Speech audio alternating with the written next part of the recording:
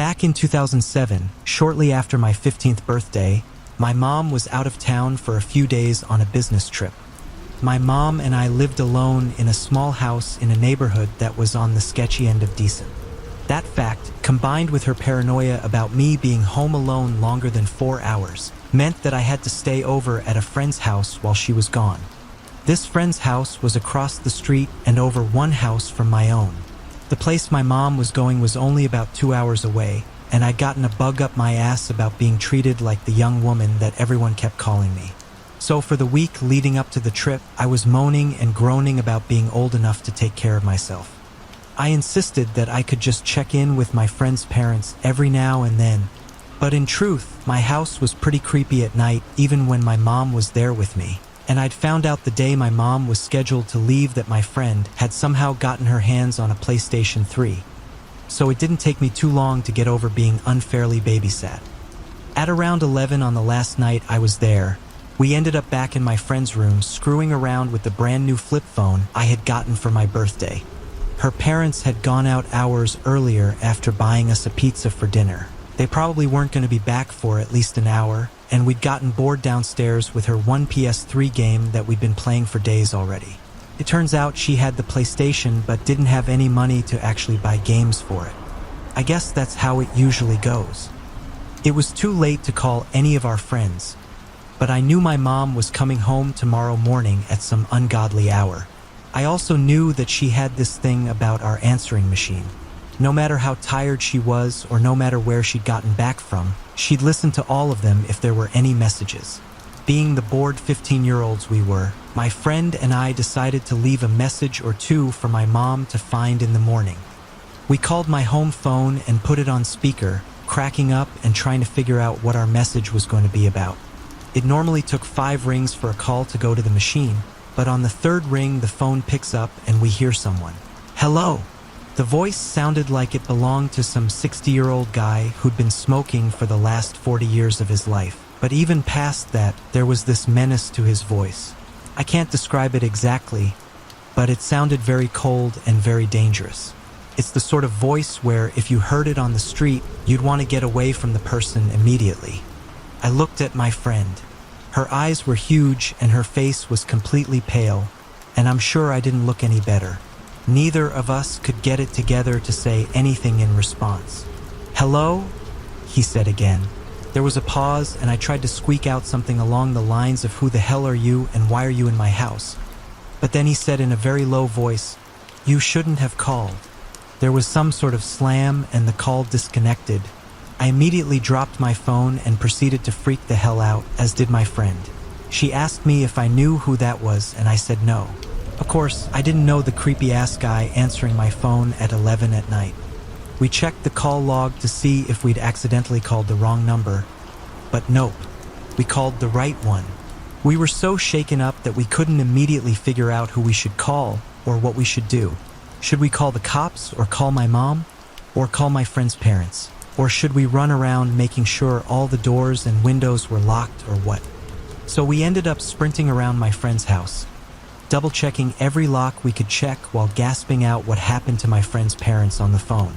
They were about 15 minutes away and said they'd call 911, and her mother told us to stay in my friend's room with the door locked and all the lights on in case this guy was going from house to house.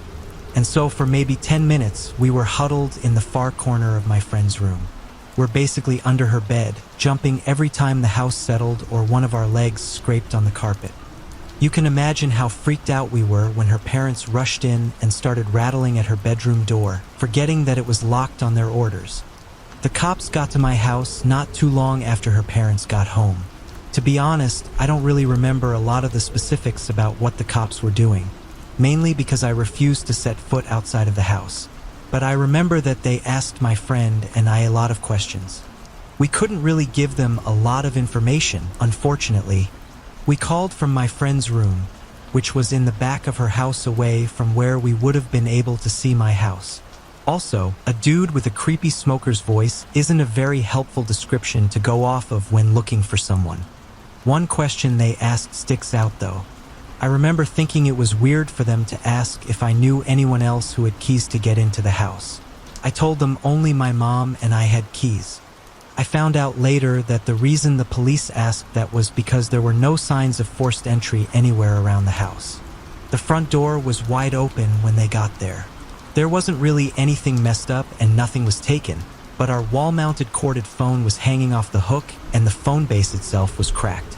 It's like it had been smashed with something.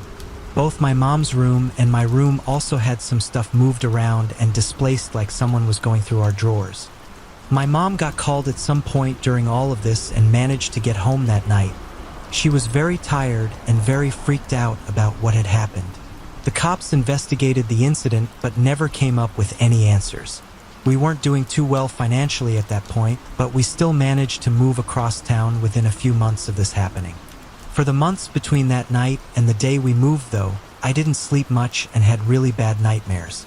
I also flat out refused to be alone in the house even for a couple of minutes, and I started getting really obsessive about checking and double-checking the locks.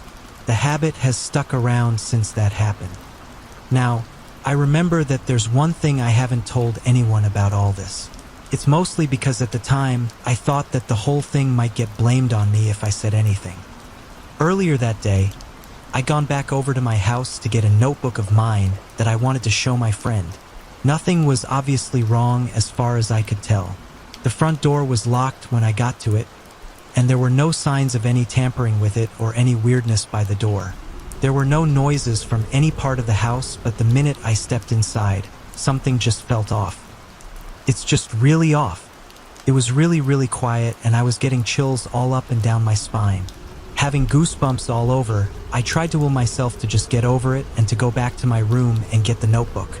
But I couldn't make myself take more than a few steps into the house. I was too creeped out. I locked the door and ran back across the street. When I got back to my friend's house, I felt like an idiot, of course. Was I really such a wimp that I couldn't walk through my own house when it was empty? But looking back, well, who knows?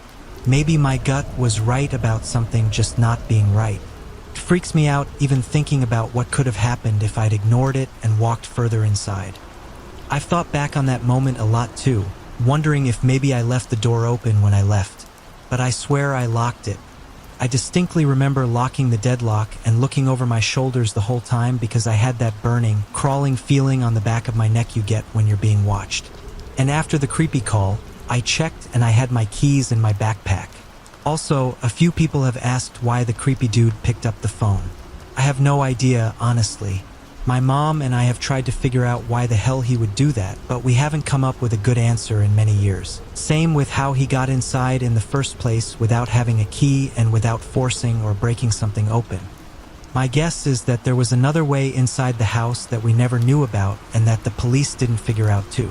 In any case, I never found out, and it would be really strange to go back and ask the current owners if I could randomly poke around their house.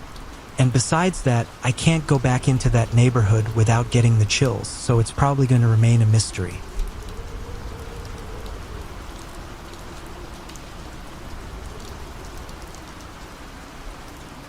This story happened a few years ago.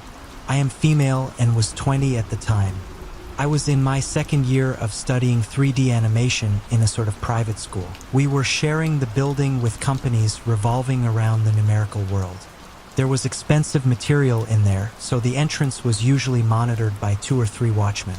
We had to give them our student cards if we wanted to stay later after school time to work on our projects. With this and all the security cameras everywhere, I never thought this would be a place where I could feel in danger. I must add that the school was in a city about 40 minutes away by train from my mother's house. So I was doing the 2-way trip every day. Also, a few days just before my story takes place, my mother forced my socially anxious ass to go around the city and give out some applications for a summer job to about 5 different stores. It was lunch break when my phone rang. It was an unknown number, and I usually wouldn't answer a call from a hidden number like that.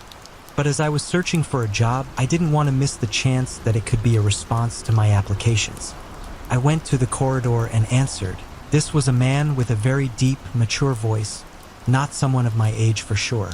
The man asked if he was calling the correct number, telling me my name and surname without a doubt.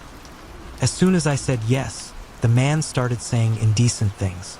He asked how much it would cost for me to do services for him, implying that I was a sex worker. I can tell you the man was having fun. It's not the kind of fun you have when you prank someone.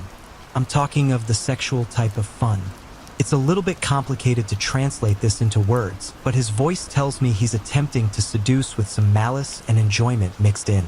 The other thing I can tell is that he had a strange accent. After I recovered from being surprised, I answered him that I was not doing this sort of things and hung up without delay. I was confused and went back to my classroom, but the fact that the guy knew my name was very weird for me. I went outside of the building to smoke a cigarette and called my mother to see what was her thoughts about that. She was angry, of course, but she believed it was just a bad joke from a jerk.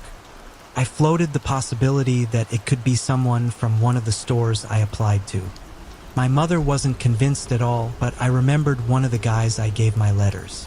He just seemed really creepy at the time, and I was practically convinced that the caller was him already.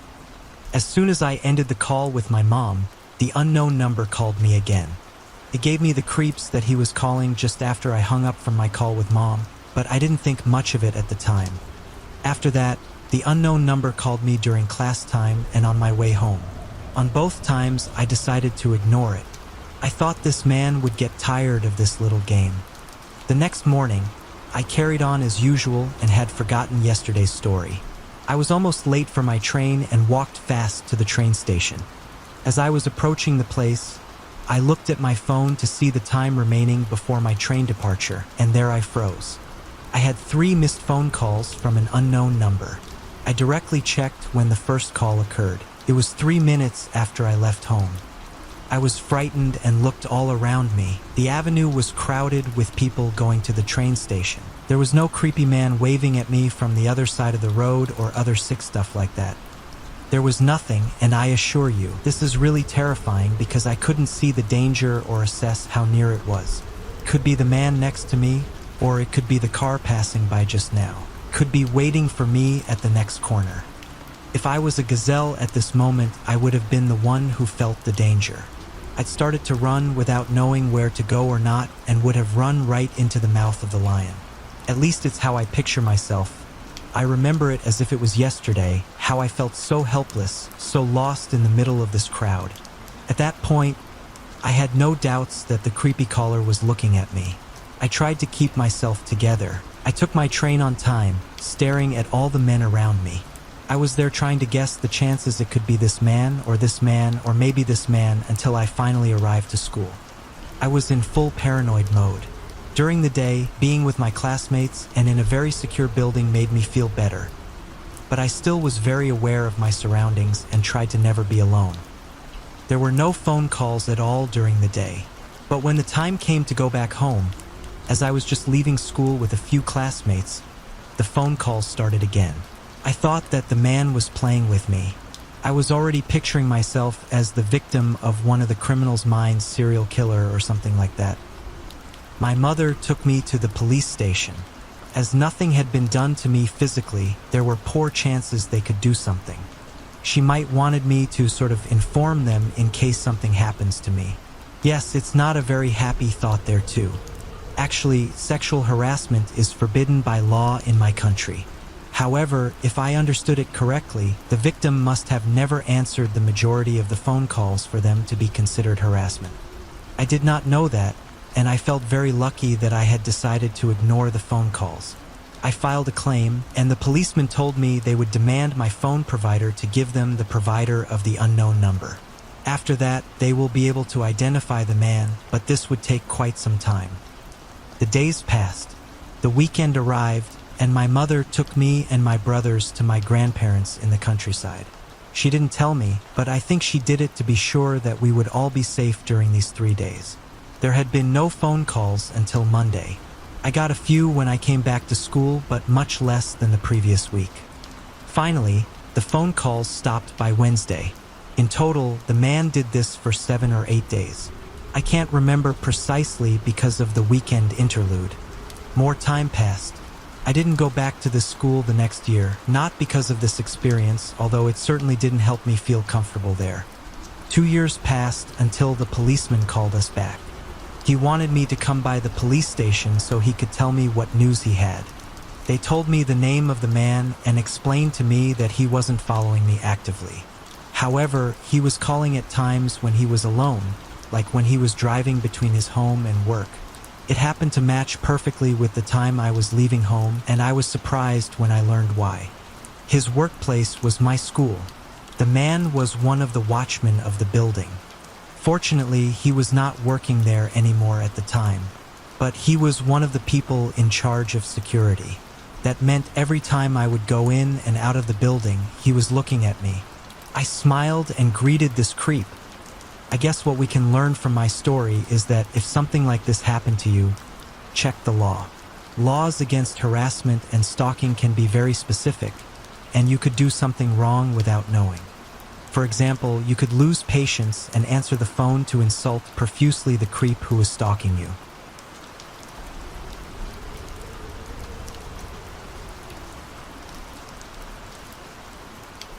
This happened when I was in my early teens in the late 80s.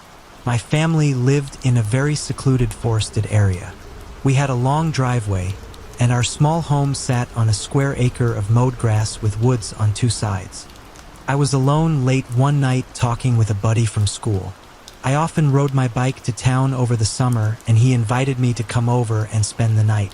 It was a 20-mile trip over completely empty country roads, but it was always an adventure, and I seldom hesitated to go when I had a place to stay. I told him it was a sure thing. I call my mother at work and then start my ride. Here's where it gets creepy. Once I hung up the phone and started getting dressed all black. I picked up the phone again to call Mom. The line was dead. This had never happened before. It was a sturdy rotary phone, and we never had problems with it. My thoughts instantly went to the small phone box at the back of the house. It was a tiny round junction with nothing but a rubber covering. Behind the cover was the exposed connection between the phone pole and our inside line. The wires were twisted together and capped, but completely vulnerable. I questioned why I would even think about that. Why would I jump to conclusions about the cause of the dead line? I was overwhelmed with a feeling of dread that didn't make sense, and I was wrestling with my thoughts. I decided to behave as though I was in real danger, but calm myself by focusing on how unlikely it was and how my imagination was probably getting the best of me. But I could not shake the feeling that I was in trouble. I finished dressing and strapped a buck knife to my hip. The old Rambo knives with the compass in the stock. It was cheap but very big. I moved quietly and planned how I would leave the house. I remember this very well. I would slide out the front door and pull it closed behind me. Locked. I would not be able to get back in. I would grab my bike from against the wall on the enclosed porch, spin around, and use my elbow to press the button of the handle on the screen door and jump down the concrete steps. I'd hop on my bike and speed down the drive. It was very dark outside, but there were bright lights in the front and rear of the house that created big pools in the yard. That's all the light I would have. I executed my maneuver just as I planned, but my elbow slipped off the button on the handle and banged into the door as it opened, and within seconds I was pumping down the gravel drive. I turned my head to the left, filling my ears with the roar of air I was cutting through, and stopped pedaling, my eyes fixed on the rear of the house.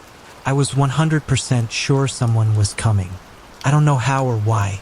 It was only for a moment, but I didn't look away despite my own skepticism. At the last instant, I saw him. A man wearing dark clothes and a ski mask came tearing out of the lit yard around the back of the house and plunged into the deep shadow along the side, heading for the front, where I had been only seconds ago.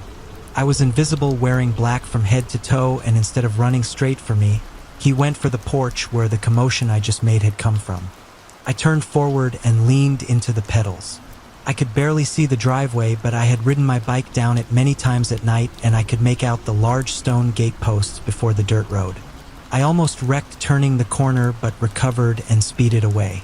About a mile further, I finally stopped at the intersection of a paved road. My heart was pounding in my chest and my forehead was sweaty.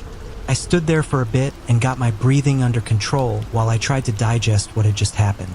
My thoughts were racing. I knew damn well what I saw, but I was out of danger. All I could do was press on.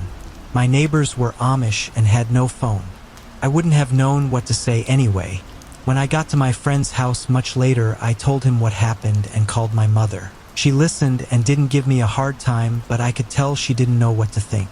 She wouldn't be home till morning and said she'd be careful, and that was it. I had heard laughter once from the edge of the woods, and things in the yard had been moved on occasion, but no one else had these experiences, and I assumed it was backwards Amish kids fooling around. Nothing had ever really happened before. I doubt Amish kids would know how to disconnect a phone line, though.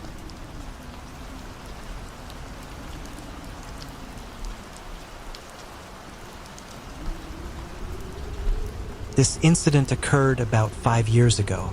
It's a story I rarely share anymore because most people either feel uncomfortable hearing it or offer well-meaning advice on what I should have done, not understanding how differently your mind functions during sheer panic. So, here's my story. I was living in a cozy apartment in downtown Asheville working as a veterinary technician. I arrived home from work around my usual time, which is 5 p.m., unlocked my door, and went inside. I set my phone, wallet, and keys on the kitchen counter. I heard my heavy metal door swing shut behind me and began taking care of some errands around the house. Having grown up in a small town, it was a habit not to lock my door during the day, especially since I knew my boyfriend would be home soon. I've never forgotten to lock my door since that day. I walked through my bathroom and into my large walk-in closet to hang up the laundry I'd started earlier. My front door opened and I smiled, thinking my boyfriend was home early. I called out to him cheerfully. There was no response and just silence. A sinking feeling crept up my spine. I tried to shake it off, thinking he hadn't heard me, and walked out into the living room. Standing on the other side of the kitchen counter was a complete stranger. He was an older man, maybe in his 50s, just standing there, staring at me. No mask, no weapon. He's just watching me. At first, I thought he'd walked into the wrong apartment and would apologize and leave. But as he continued to stare, I realized I needed to act. I stood taller, tried to appear more threatening, which is hard as a small woman, and in a loud, clear voice, told him to get out of my apartment, that he had no business being here. He ignored me completely and began picking up my things. My cell phone, my keys, my wallet, and put them into his pockets. That's when I truly realized this person was dangerous. Until that moment, I naively believed this was a mistake. I dashed toward the only other device that could get me help. It's my laptop. I had to move closer to the intruder to reach it, but I still had about 10 to 12 feet between us, so I knew I could grab it and run before he reached me. As I picked it up and turned to run, he started moving toward me. I sprinted back to the bathroom because it was the only place where I could put two locked doors between us, the bathroom door and the closet door. I slammed and locked the bathroom door, and within seconds, I heard him trying to open it. I ran into the closet and locked that door too, opening my laptop and getting on Facebook Messenger to contact my boyfriend. I sent frantic messages, pleading with him to call 911 and tell them there was an intruder in the apartment. He got the messages within minutes and assured me he had a dispatcher on the phone and was leaving work to get to me if he could. I waited and waited. The bathroom door opened and the intruder came inside. He moved to the closet door and started trying to break it down. Here's where people usually start giving advice on what I should have done. All I can say is that I was frozen, with fear, with shock, I don't know. But I didn't scream, cry, or search for a weapon. I didn't brace the door or try to hold it closed. I just kneeled in the closet and waited, thinking I was going to die. People say that in an apartment, someone would have heard if I screamed, that surely there was something in the closet to defend myself with. Why didn't I do anything? I don't have an answer, but the closet door miraculously held. I heard frustrated footsteps going back out into the living room. I heard things breaking, bottles shattering, drawers and cabinets being flung open. I continued to sit in that closet, silently crying, wanting to leave but feeling that death was inevitable. I messaged my mom, who lived 12 hours away, telling her what was happening. I desperately wanted comfort and to tell her how much I loved her. I'm not a parent, but I can only imagine the fear and helplessness she felt, knowing her daughter was in danger and she could do nothing. She kept messaging me, begging me to keep replying. I told her I would as long as I could, but I also told her to tell my siblings I loved them, to help my boyfriend through whatever happened if it ended badly. The intruder started messing with the closet door again, mumbling disjointed words. I remember hoping the police would arrive before my boyfriend, that he wouldn't be the one to find me in whatever state this invader left me in. The front door opened again, and it was my boyfriend shouting for me. The intruder walked out to the living room again, and I opened the closet door and darted out to find my boyfriend pinning him to the ground. The man kept mumbling, sometimes yelling, but didn't put up much resistance. This part is a blur. I remember feeling like the room was spinning, filled with fear mostly for my boyfriend at this point. Eventually, the police arrived. Took them about 20 minutes, which still blows my mind. From the time my boyfriend dialed 911 to when officers arrived, it was 20 excruciating minutes. This isn't to bash them, but it felt like an unusually long response time for a home invasion. They got my things back from the man and took him out of my apartment. I numbly went through filing a police report, telling them what happened. One of the officers commented that I should keep my door locked at all times. I felt he was being insensitive, blaming me for what happened, but later realized his words came from experience. I'm sure he's seen this situation end differently for others. Within 30 minutes, the scariest incident of my life was over, but I've carried the fear, the violation, the anxiety of having someone intrude into my space for years. If it happened once, it could happen again. If you've made it this far, thanks for listening. If something similar has happened to you, and you're still struggling with the aftermath, the sleepless nights, the nightmares, the constant checking and rechecking your locks, here's what helped me. A year after this happened, my boyfriend and I moved to a safer town in the Midwest for his job. We chose a nice apartment complex, a third-floor unit with only one point of entry. I researched the neighborhood's crime statistics, finding only an isolated car theft reported in decades. But I still couldn't sleep at night. It was better than staying in the same apartment in Asheville, but my boyfriend often works night shifts now, and I couldn't continue being terrified to sleep at night. I realized my biggest fear wasn't that something could happen again, but that if it did, I was just as unprepared as before. I hadn't changed anything, other than locking my door, and I knew I would likely freeze again, leaving my life to chance. I walked into a martial arts school with a good self-defense program, introduced myself, and started taking classes. I've been training for years now, and the difference is unbelievable. The meek, quiet girl who waited to die in her closet doesn't exist anymore. I am confident, I am strong, I am worthy of living and protecting myself in my home. I'm no longer ashamed of how I handled that situation, but I also know what steps to take to ensure my safety. It wasn't easy, and it didn't happen overnight, but it was worth it. I recognize this might not be an option for everyone. Your experience is valid, and however you decide to cope is the right choice for you.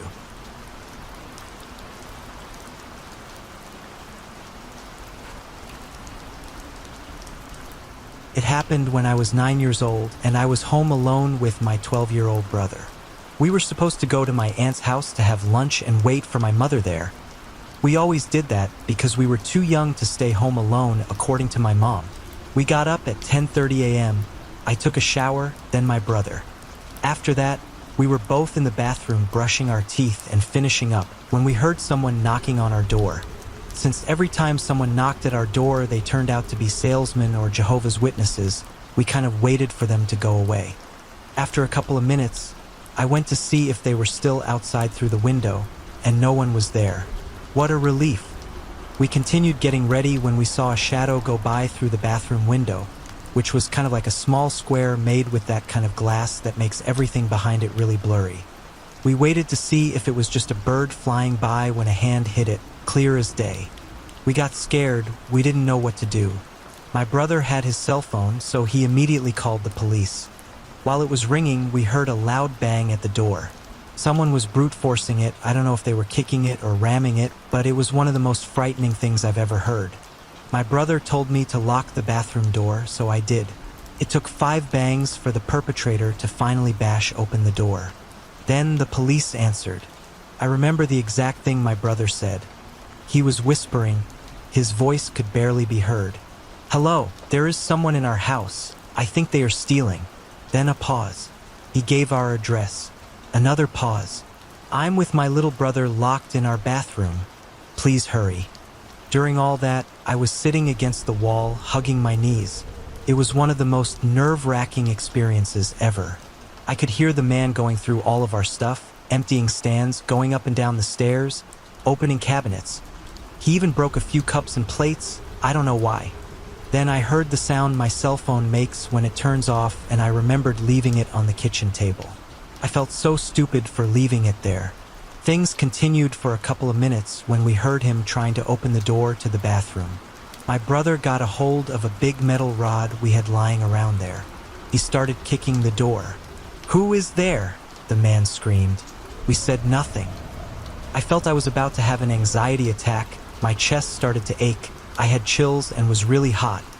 I tried to remain calm, but it was just too much. After that, he stopped. We heard the door opening, and then silence. We waited for almost 10 minutes before going out of the bathroom. The living room was a total mess. Lots of papers and books on the floor. The cabinets were open, cups and plates on the floor. In our mother's bedroom, the nightstand and the closet were open and everything inside them was all over the place. Upstairs, in our room, it was the same thing. In about 5 minutes, the man was able to go through everything we had and left a total mess. After that, my brother called my mom, and she ordered us to go to my aunt's ASAP, so we did. When we got there, I was a little more relaxed. My aunt was waiting for us with ice cream, probably because my mom told her everything, and she wanted to calm us down a bit. We went back home at about 5 p.m. My mom told her boss she had a home emergency, so she left early. She tidied up the house, cleaned up, and left everything the way it was before so we could be relaxed. I really appreciate her effort and my aunts to calm us down and do everything so we didn't have to think about it. According to my mom, the police got home after she arrived at 3 p.m., 4 hours after the incident. She explained everything, but because of lack of evidence, nothing could be done. The man was never caught, and honestly, I don't think they even tried to search for him. The next days my mom was home with us. Now I tell the story as a funny anecdote. Luckily, no one was hurt, and he only took useless stuff. But at the time, I was really scared. To a 9-year-old, an experience like that can have serious repercussions. I'm lucky it never came to that, and I got over it after a couple of weeks.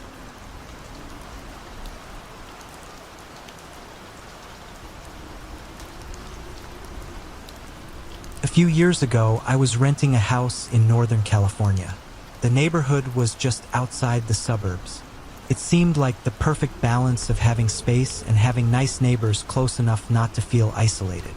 The area had no street lights, so it was very dark at night, especially if there were clouds blocking the moonlight. It didn't bother me though.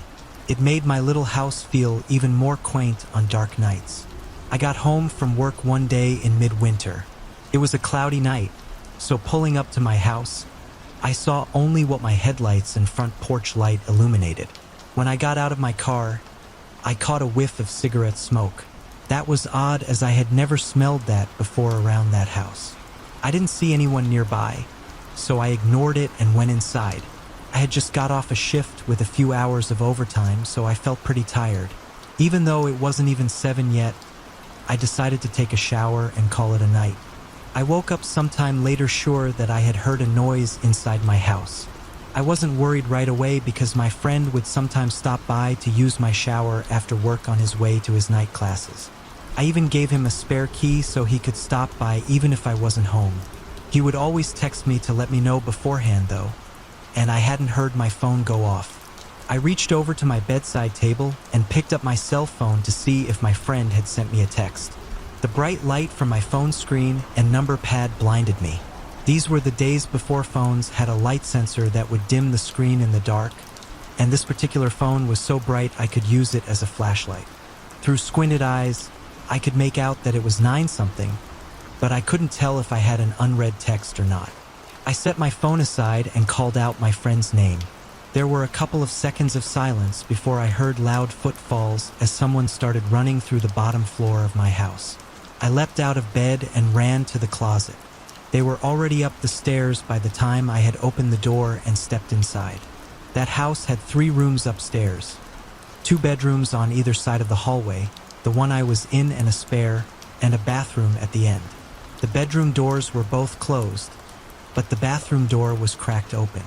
I heard whoever was in my house thunder down the hallway past my door and into the bathroom. Thank God he did. That gave me enough time to open the attic access in the ceiling of my closet and hoist myself up. I had just started to lift myself up when the person ran back out of the bathroom. My feet were barely inside of the attic when my bedroom door burst open. I heard footsteps run into my room and stop. When they didn't see me in that room, they ran back to the hallway and into the other room, which just had boxes stacked in a corner, some weights, and a table where I painted my miniature models. I guess they decided that if someone were hiding, it would be in the bedroom because they charged back into my room and turned on the light. A moment later, the closet door was ripped open. I was crouched in my attic just a foot or so away from the access, so I could try to stop them if they started to climb up. From my vantage point, all I could see was from about their knee down. They were wearing dirty blue jeans with frayed cuffs and worn work boots. After a few seconds of looking in the closet, they stepped away and I heard a loud crash come from my room, followed by a scream of frustration and anger. That scream was the most unnerving part of the incident for me. It reminded me far too much of my stepfather, who would scream in a similar way when he lost his temper. He would eventually be put in a mental hospital for several mental disorders that resulted in erratic and violent tendencies. The man in my house ran back down the stairs. I heard crashes and clatters as things were thrown around and furniture was knocked over. I stayed crouched in the attic. I had left my cell phone when I ran for the closet, and I wasn't certain I could climb down without him hearing. After some time, the noises stopped. I started counting slowly. When I reached 1,000, I decided it was safe enough to climb down and call the police. The first thing I noticed when I exited the closet was the intruder had flipped my bed over. I assume in an attempt to find me. That was the loud noise I had heard after he stepped away from the closet. I couldn't find my cell phone, so I went to the landline by the bed and called the police. I waited in my room until I heard them call out from downstairs. The first floor was a mess, but I had expected that. Chairs had been knocked over, the sofa had been flipped. All the books, pictures, and knickknacks I had on my shelves were strewn across the floor. The cupboards in the kitchen had been opened and all the boxed and canned foods had been thrown to the ground. As far as I could tell though, the only thing missing was a single knife out of the wooden block in my kitchen. The police checked the house from top to bottom. They found that the side door had been forced open by something like a crowbar. They also found a few cigarette butts along my fence line, along with some foil and an empty pen tube, which the police said people often used to smoke meth. So they think he had been watching my house for a while. I realized that he must have been out there smoking a cigarette when I got home. They collected up the evidence and told me I should stay with family or friends that night and get that door fixed as soon as possible. I opted to just not sleep. I moved a shelf over to block the broken door and spent the next couple hours cleaning things up. I would often go to the window with a flashlight and shine it along the fence line where the police found the cigarette butts and foil, but I didn't see anything. The next day, I called to have the door fixed and motion lights installed at the back and sides of my house. I ran a phone cable up into the attic and added a landline. I never wanted to be stuck up there without a phone again. Nothing else happened at that house though. I lived there another 3 years without incident. One more precaution I took was practicing getting out of my bed, going to my closet and climbing into the attic as quickly and quietly as possible. I even kept at it when I moved, except now I go to a crawl space at the back of the closet instead of the attic. I try not to think about what would have happened if I had been a bit slower getting to the attic or if he hadn't gone into the bathroom at the end of the hall first.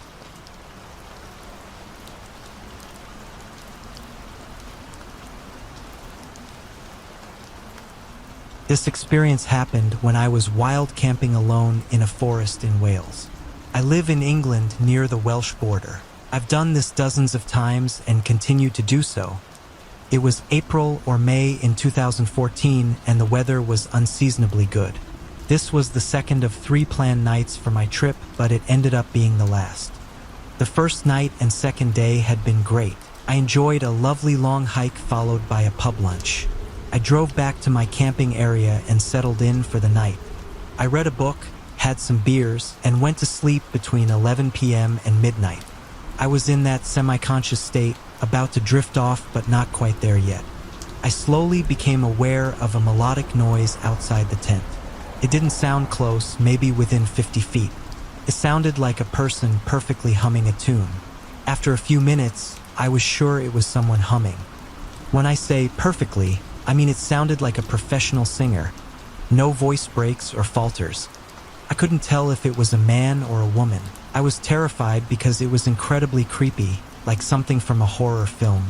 The humming stayed a distant background noise. I didn't know what to do but knew I couldn't stay in the tent forever. I mustered the courage to open my tent as slowly and quietly as I could to see if I could spot anything or tell where the noise was coming from. Within 5 seconds of poking my head out, the humming stopped. It didn't fade away. It just stopped dead, as if someone had pressed pause on a recording. I was still on edge but assumed it was a prank, someone playing an audio recording to scare solo campers. I couldn't think of any other explanation. Based on that assumption, I shouted, "You're not funny." That made me feel a bit better, like I'd addressed the issue. It helped my nerves at the time. I let that hang in the air for about 10 more seconds while my head was still poking out of the tent. Satisfied, I began moving back inside. As I reached for the tent zipper, the humming started again. Same tune, but much louder, much closer, and from the completely opposite direction. My heart sank. There was no way someone could have moved from the first source of the noise to the second without me seeing or hearing something. It was perfectly quiet in the woods, not even a breeze against the leaves. It was dark, but I could still see short distances thanks to the moonlight. My subconscious was clearly working overtime trying to rationalize this. I guess I assumed there were multiple pranksters with multiple audio recordings. I can't exactly remember my thought process because it's all a blur. For one reason or another, I stormed angrily out of the tent towards the now loud sound. It sounded as if the person humming was within 10 feet of the tent. I got up, turned towards the noise, ready to scream or even attack if necessary. That's when I saw a humanoid figure silhouetted against the tree line, about 15 feet away. It was a large, thin figure shaped like a human but way too tall and proportioned all wrong. It was huge, over 7 feet tall. Its limbs were unnaturally long, like it had been stretched out. Its head was small and rounded. The figure seemed gray, but I couldn't be sure because of the poor visibility. I couldn't make out much of its face. It was shrouded in shadow. I didn't notice any features like eyes, mouth, or nose. It stood quite still, facing directly towards me. I say quite still because it swayed slightly like a person or animal might. This was a real, living thing, not an illusion, prop, or prank. It was aware of my presence. I was paralyzed by fear. I've never felt anything like it before or since. It was a primal terror that left me cold and shaking, unable to move. I distinctly remember thinking I needed to get away but couldn't physically move. It was the most terrified I have ever been. As I first laid eyes on the creature, the humming stopped and it started humming again. But this time, it was softly singing my name in what sounded like my voice. It didn't sound right, though. The syllables were off, as if a non-human had heard speech once and was trying to mimic it poorly. I haven't described that well, but I don't know the words to do so. This can't have gone on for more than 10 seconds, but it felt like forever. I stood there. The creature stood there, motionless, singing my name. Every cell in my body suddenly switched, and I managed to turn and run as fast as I could in the opposite direction. For maybe 2 minutes, I sprinted through the woods in just my socks and PJs, with no other thought than putting distance between myself and that thing. I had no idea where I was going or how I'd make it back to my tent. When I eventually stopped, I leaned against a tree, panting for ages. The forest was still completely silent. I must have stayed by that tree for about 2 hours, waiting for my heart rate to settle, trying to calm down and decide what to do. I didn't want to go back to my tent. I was ready to leave all my stuff but needed my phone and car keys to get home. I was several miles away from anywhere. I eventually made my way back slowly. It wasn't too hard to navigate back to my tent because the trees weren't very dense. I also hadn't gone as far as I first feared. Once back at my tent, I grabbed just my phone and keys and went to my car as fast as I could. I spent the rest of the night sitting in the back seat on my phone, shaking. I didn't even try to sleep. Once the sun was up, I went back, packed my stuff, and left as quickly as I could. After that, I took a 2+ year break from solo camping, something I normally do every 3 to 4 months.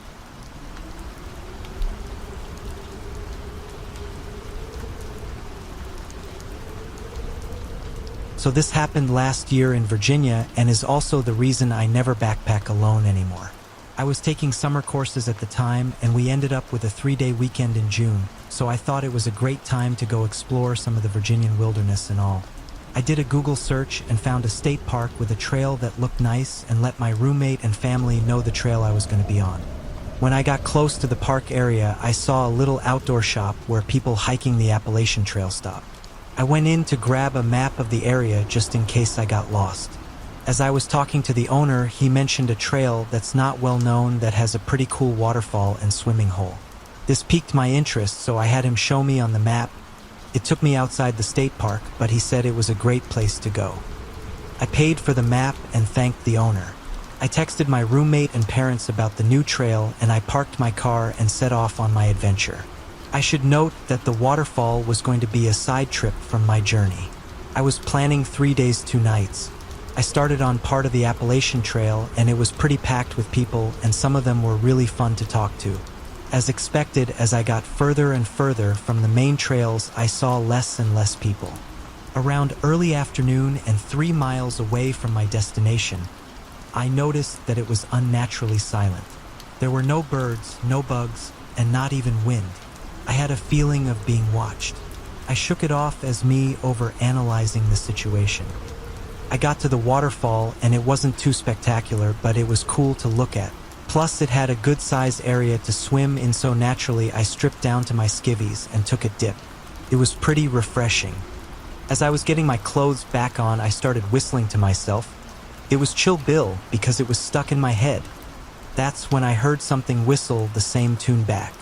I thought it was a bird copying me, so I went back and forth with it and it'll repeat whatever I whistled. I thought it was pretty neat. As I was setting up camp, I couldn't shake this feeling that I was being watched again. I'd get goosebumps and my hair would stand up. As night fell, I built a small fire and lit my jet boil to make dinner. As I did this, I became hyper-aware that again there was no sound. It was just deafening silence.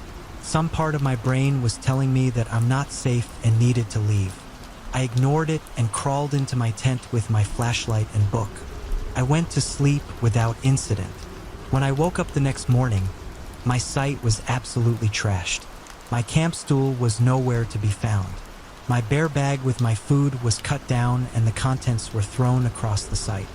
My first thought was a crafty animal chewed through the rope and got at the bag, but I looked at the rope and it was cut with something very sharp. Also, none of the food was even touched. I also noticed bare human footprints all around my campsite. Keep in mind that I'm at least 6 to 8 miles from a road. As I was looking at the mess, I heard a branch snap off in the distance. I turned to look in that direction. I saw nothing, but I heard that whistling again. It was the same as my whistle from yesterday, but it was different. It sounded slower and somewhat sinister. It made my hair stand on end, and this is when I listened to my instincts to get the hell out. It sounded like it was a little off in the distance, so I packed up my camp as fast as I could. The whistling got closer as I finished stuffing the tent into my bag. I didn't bother with putting anything away properly. The whistling was incessant and sounded like it was coming for all directions. I got fed up with the whistling, so I stood and I yelled into the woods, "Shut up," and "What the hell do you want?" Whoever it was stopped whistling and it was quiet for a moment. Then it repeated what I shouted in my voice. It sounded just like me, but it was deeper and distorted like it came from an old TV. After I heard this, I immediately threw my pack on and ran to the direction from where I came. I heard it moving just behind me and quickly switching between the whistle and my voice. It felt like it was toying with me by not coming too close but not being too far. Eventually, it sounded like it got further and further away from me. Then it stopped suddenly. When it stopped, I turned around, but I immediately wished I didn't. That's when I heard the most bone-chilling screech ever coming from right next to me. That's when I started running again. I didn't look. I only ran. Less than a half-mile after, I ran into a couple that was also backpacking. They saw the look of terror in my face and asked if that was me that screamed and asked if I was okay. I told them about what happened, and they decided to not go down where I just came from. We moved to a more populated trail as quickly as we could. As soon as I got back in my car, I drove to one of the park ranger stations and reported what happened. Since the site was off park grounds, they told me it wasn't in their jurisdiction, but they'll send a ranger to investigate. The ranger station's parking lot run right up to the woods, and when I was getting into my Jeep, I heard the Chill Bill tune coming from woods just in front of me. I never drove so fast in my life. When told my roommate why I was back after only one night, all he said was, "Bro, I'm never going camping with you."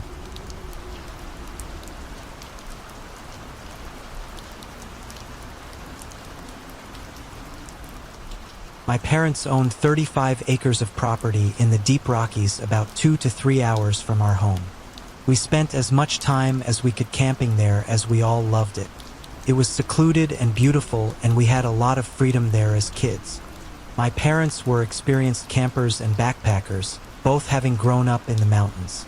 One day, we headed up at night, arriving at the property around 9 or 10 p.m. We were all tired and started to unpack the tents and gear from the car.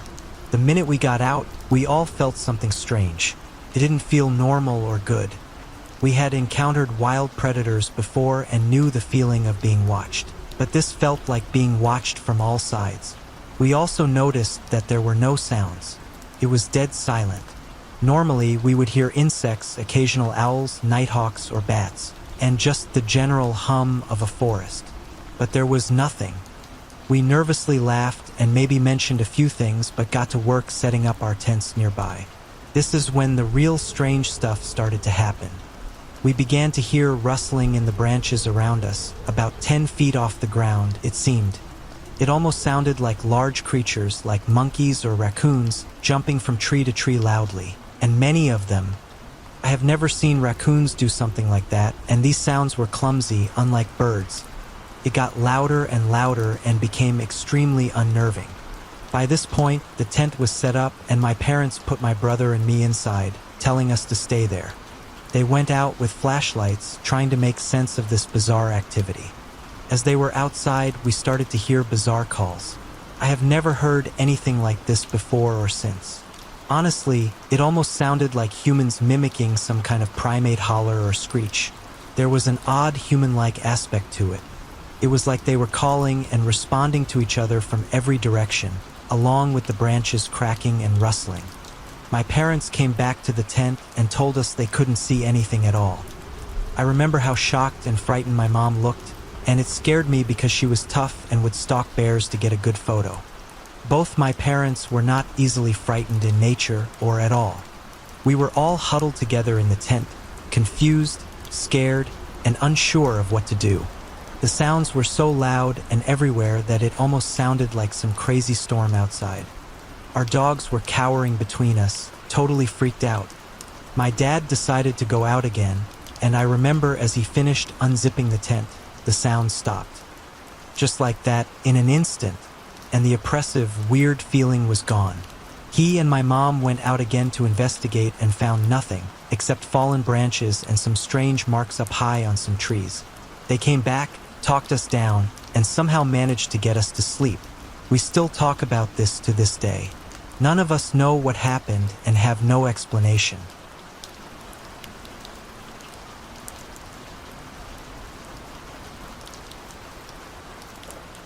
During my college years, my roommates and I worked at a popular events hall on weekends. Our tasks included managing events, setting up for future ones, and cleaning up after everything concluded. Typically, around 10 to 15 of us would be on shift from 8 p.m. to 3 a.m. Despite the occasional gossip about the hall being haunted, I never gave it much thought. However, a few unsettling incidents stood out. My roommate, James, was the shift supervisor and had the responsibility of ensuring everything was locked up properly before leaving. After we finished preparing for an upcoming volleyball match, he began his final rounds. While inspecting the gym, James decided to practice a few serves. As he was focusing on his shots, he heard a voice from the balcony above the court, calling out, "Hello." He looked up to see a figure peering down, dressed in clothes that weren't part of our uniform. James quickly called out, demanding to know who was there. The figure simply smiled, retreated into the shadows, and vanished. This was particularly unsettling as it was around 3:15 a.m. The hall was supposed to be empty, and James had confirmed that all upper floors were locked earlier. The balcony, being narrow, offered no place for someone to hide. James locked the front door hastily and left the building. During my shifts, I was often assigned to clean the locker rooms located near the arena floor, which were quite isolated from the main cruise areas. Sometimes inexplicable cold spots would appear, and I would hear distant voices and laughter from the showers, though no one would be present. Additionally, I often felt an eerie chill on the back of my neck. Whenever these strange occurrences happened, I would speed up my cleaning and leave as quickly as possible. One night, as we neared the end of our shift, I needed to use the restroom. I entered the main restroom, performed my usual check to ensure I was alone, and settled in. While I was occupied, the toilet next to me flushed on its own. The sink turned on and off by itself, and the lights suddenly went out. I was plunged into total darkness, as this was before cell phones were common. I was terrified and hurriedly finished up, fumbling to exit the stall. I initially thought a coworker might have been playing a prank, but when I turned the lights back on, there was no one there, and the floor was deserted. When I inquired about it later, the crew members were all in the office, preparing to leave, and no one had been near the restroom.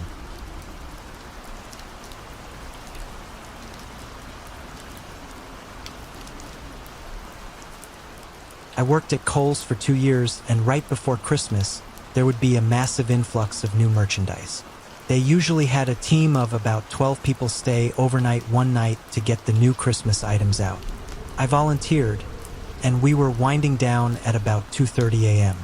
I was in the back near the linens, which in my particular store was right beside the stockroom in the back corner of the store. There was an end cap with some picture frames that were on clearance to my left, and I was trying to arrange some comforters a few aisles away. I finished and backed up to look at my work when suddenly, a picture frame just tipped over and crashed to the floor. No one was around me. Nothing even touched the picture frames. I was too tired to care, so I went to the back to grab a broom and dustpan from the housekeeping closet. This closet was in the farthest corner of the stockroom. We had these conveyor belts that you could hang clothes on, and they would take them around a track close to the ceiling so our stockroom wouldn't be packed with clothes. Housewares and other items were on the shelves, but the clothes hung in plastic bags from the conveyor belt at the ceiling. I turned the corner to the closet, and there was one bag of women's clothes just swinging away above me. No other bags were moving, and this thing was loud. If anyone had just used it, I would have heard. By now, I was wide awake and freaked out. I grabbed the broom and ran back to where the broken picture frame was, but it had been picked up. There was no glass, despite me hearing it shatter, and I couldn't get any of the other employees to admit they cleaned it up.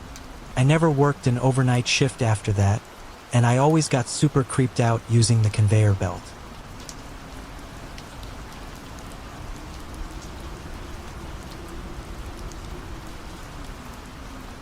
I once had a security job at an old deserted hotel perched right on the edge of a river. The structure was unique, with many of its rooms featuring balconies that extended over the water. By the time I was there, the hotel had long since closed and been completely stripped by its previous owners. One night, as I was stationed in the security office, I heard a distinct creaking sound coming from the floor above. The building was constructed with wooden framing, so it made a familiar groan whenever someone moved around. This sound, however, was unmistakably that of footsteps traversing the hallway directly overhead. I decided to investigate and made my way up to the second floor. The hotel was only 4 stories tall but stretched out for what seemed like miles. The hallway was stark, with exposed walls, doorless rooms, and only a single dim light bulb hanging from the center of the ceiling. Given my experience with horror films, I knew this could be a recipe for trouble, but it was my duty to ensure no one was trespassing. I ventured down the hallway, determined to uncover the source of the noise. About a quarter of the way down, I heard some rustling coming from one of the rooms. I gripped my heavy-duty flashlight and cautiously approached the doorway. Peering inside, I discovered that the sound was just the wind blowing through a loose curtain. Despite the false alarm, I was on edge and proceeded to search the remaining floors, finding nothing out of the ordinary. I descended to the ground floor and made my way into the old ballroom, a vast, empty space. Out of the corner of my eye, I noticed movement and swiftly directed my light towards it, ready to confront whatever or whoever was there. To my dismay, the intruder turned out to be my own reflection in a shattered mirror. That was the last straw for me. I promptly left the building and spent the remainder of the night in my car parked outside. 2 weeks later, the hotel was consumed by a fire. To this day, I remain convinced that someone or something was inside the building that night, though I never found any concrete evidence to support that belief.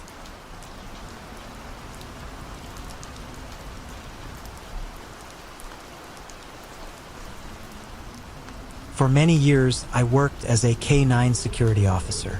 Though I don't particularly believe in the paranormal, there were a few occasions that gave me the chills.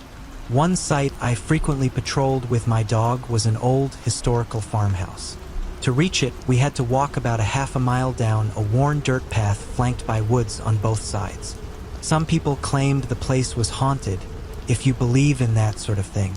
One especially dark night, whether it was due to an overcast sky or the absence of a moon, I can't recall, but it was pitch black. About 2/3 of the way to the farmhouse, my dog Max started acting strangely. I could feel his tension through the leash. He began to emit low growls every few steps, and his ears twitched as my flashlight beam moved back and forth.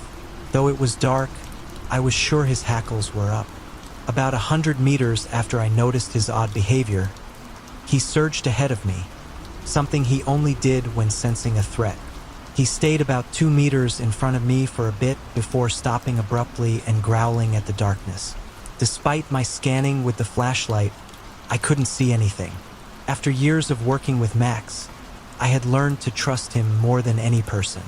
During one of my scans, I caught sight of about 6 sets of eyes reflecting back at me from the woods. I was certain they were coyotes, but the sight sent shivers down my spine. Max and I retreated to the car and reported it as a clear patrol. Whether it was something supernatural or not, I wasn't about to let my partner face off against a pack of ghostly coyotes.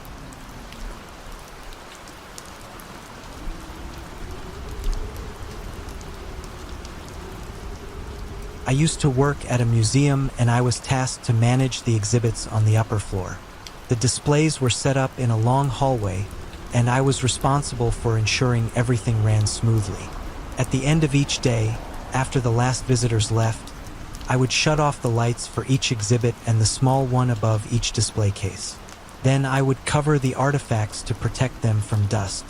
Initially, it wasn't too bad because the lights from the nearby exhibits were still on and provided some illumination. But as I turned off each one, the hallway grew darker and darker, and the small windows into each exhibit room became pitch black. The dull, steady hum of the equipment which I had tuned out all day disappeared. It was replaced by absolute silence. The only light left came from the far end of the hallway where I sat between exhibit openings. It was eerie, to say the least. One particular night, I was covering one of the artifacts when I casually glanced into the small window of the exhibit room across from me. And there was a face. It was a little boy's face, pale as a sheet. I know what I saw. I'm sure there's a rational explanation for it, and nothing supernatural was involved. But there was a face there, and it scared me half to death. It made an already unsettling environment even more terrifying for the rest of the time I worked there. Just for the record, inside the actual exhibit room, these windows are a solid 8 to 10 feet above the display cases. So, if someone was playing a prank, they'd need a ladder, and even then, they'd have nowhere to set it.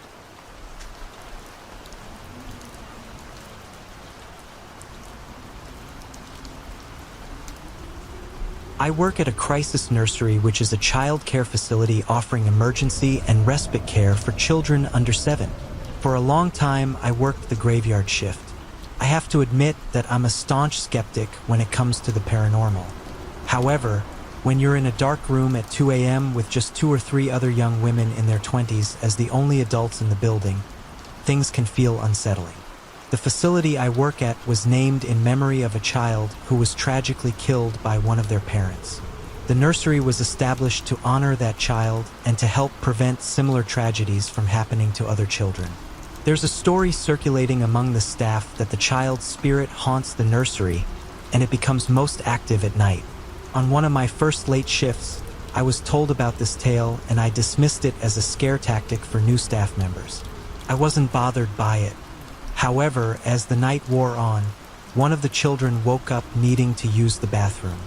A coworker assisted the child back to bed and then returned to join us. Shortly after, we heard the sound of running water from the bathroom. When we went to check, the tap was indeed running. My coworker insisted it was off when she left, which was odd but seemed like a prank to me. The staff also mentioned that one reason people believe the place is haunted is because numerous children have asked about that kid, referring to an unseen presence like, why doesn't that kid have to go to bed? I dismissed these stories and went about my work. A few weeks later, I found myself alone in the sleep room, the room where all the kids sleep, with an adult always present. I was relaxing and reading a book with a small light while the rest of the room was dark and silent. Suddenly, a child, probably around 4 or 5 years old, shot upright in bed and exclaimed, "Hey, how come they aren't asleep? Why do they get to play? I want to play too," all while pointing at a wall where no one else was present. I was struck by an intense shiver of fear and nearly screamed. From that point on, I refused to be alone in the sleep room.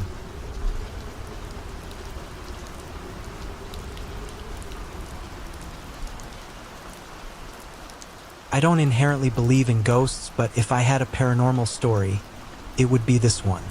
I work in one of the major ERs in my city as a healthcare assistant, and one of my many tasks is post-mortem care for patients who die in our care. One night at around 2 a.m., I was called to the room of an elderly patient who was in palliative care and had just passed away. The family had finished their goodbyes, so I went in to start providing care.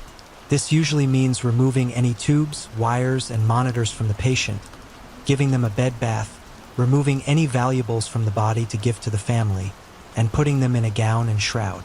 I like to talk to my patients even after they have passed, as it puts me at ease and shows respect to them. I explain my actions and talk them through what I'm doing because, even though they have passed, they are still my patient. While I was giving the patient a bed bath, I suddenly felt like I was being watched. Then, I felt a hand on my shoulder and heard a man's voice say, "Thank you." The hand remained for a moment while I stood there frozen. Then all the feelings stopped, and the room felt empty. There were no other nurses or staff in the area at the time, just me.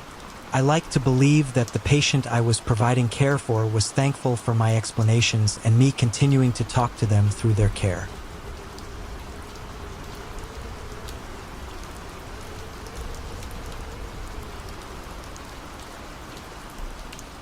After finishing in Vietnam, my dad was stationed at a remote Air Force base in Greenland. The weather there was harsh, with frequent snowstorms that could shut down the base completely. During these storms, the barracks would go on lockdown, and each section would take a roll call to ensure everyone was safe. The snowstorms were intense, with visibility dropping to 0 within minutes.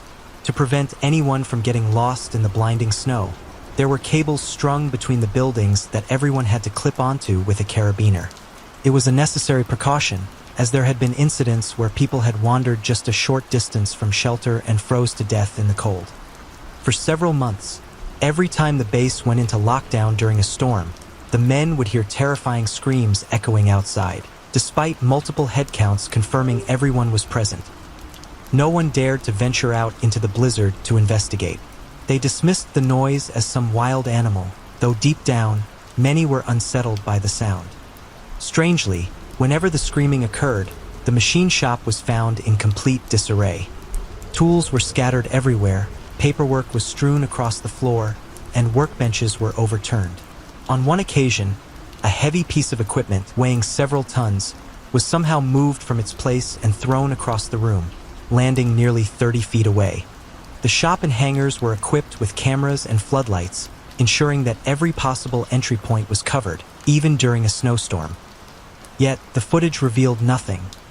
No animals, no people, nothing at all entering or leaving the buildings. Then, just as mysteriously as it began, the phenomenon stopped. The disruptions weren't taken lightly. The damage was costly, and it interrupted crucial operations, which led to intense scrutiny from higher-ups in both the Department of Defense and the intelligence community. The base also housed civilian researchers, adding another layer of complexity to the situation. A thorough investigation was conducted, involving scientists, engineers, and other specialists. Despite all the resources and expertise dedicated to the inquiry, no one could offer a satisfactory explanation for what was happening. Neither my dad nor I are ones to believe in the paranormal, and this is the only unusual story he had from his 22 years of service. The events were well documented, with hundreds of people filing reports. This wasn't just a case of a few mechanics scratching their heads. It was something much more perplexing. On one occasion, after the usual chaos in the shop, the electronics in a specialized aircraft being serviced suddenly powered on. The systems in this plane were custom-built and highly complex, and only a few people on the base knew how to operate them. It wasn't just a matter of flipping a switch. These were intricate machines with layers of security and technicality. In another incident, several barrels of essential fluids vanished without a trace. They searched high and low, but the missing barrels were never found. They initially thought the screams might have been the wind, but the sounds were too irregular and didn't match any known wind patterns. Some speculated it could have been a rogue animal, like a bear, but the timing was too strange to be mere coincidence. Finally, the base's control center picked up a series of bizarre readings and interference during these events. The anomalies only occurred when the disturbances were happening, and they were never able to recreate the errors under controlled conditions.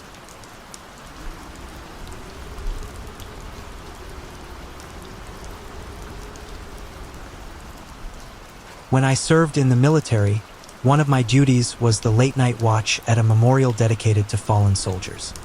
Part of the site included an old cemetery. Surprisingly, I never felt uneasy being alone in such a secluded place, especially in the dead of night, surrounded by thick forest. In fact, there was a certain tranquility to it.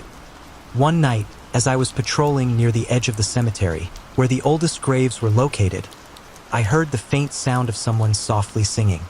Curious, I followed the melody and noticed a soft glow coming from within the dense undergrowth near an ancient oak tree.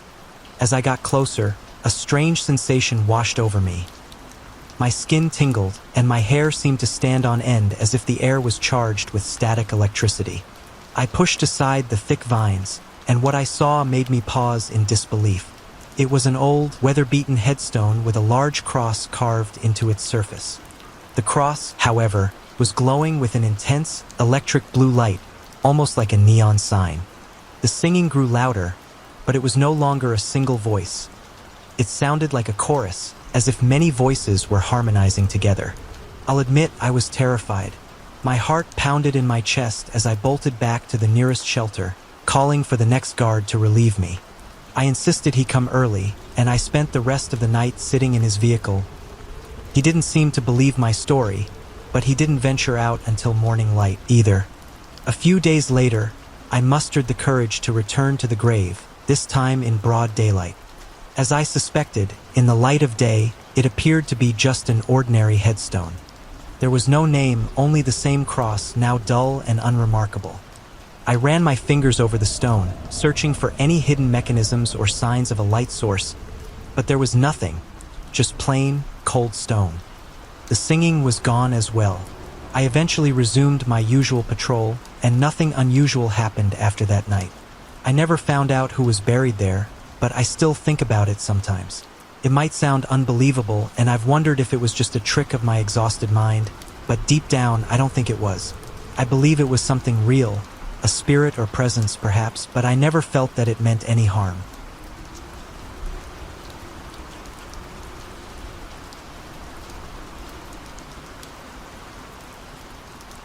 In 2006, I was stationed with the 31st Marine Expeditionary Unit in Okinawa. We were on the brink of moving into a newly constructed headquarters building, scheduled for the following week.